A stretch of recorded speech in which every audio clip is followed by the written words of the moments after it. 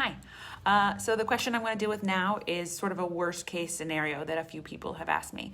What do we do if the world does not go back to normal? If in the next 2-3 months this is not fixed, and if as it gets closer, it looks more and more like August and September are not going to see people going back to school the way that they normally expected to?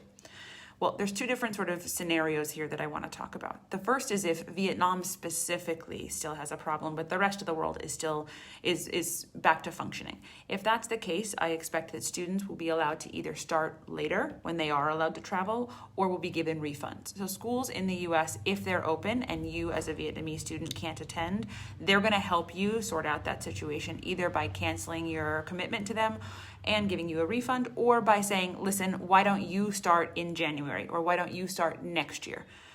If the situation in the US and Canada is still a problem and those schools are still entirely online, then I would expect that they're going to have all of their students, including the new international students, start online for the first semester and then possibly join in January. They will, it seems from what I have seen so far, always give people the option of getting a refund and just not attending. But they will be encouraging people to do the online version so that you don't delay the start of your education by 6 months or a year.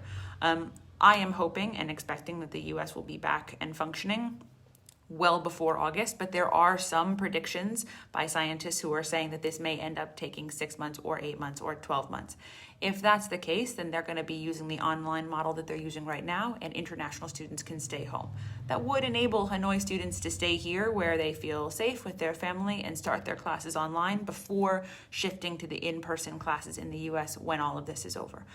If you have any specific questions about how this is going to work with an online model, as a hypothetical, please feel free to email me. And I just want to remind everyone that I am doing nothing besides giving a best guess. Schools are preparing for all the different possible eventualities because they don't really know what's going to happen yet. And so much the same, we have to think about all the different possibilities and how we want to handle each and every one of them.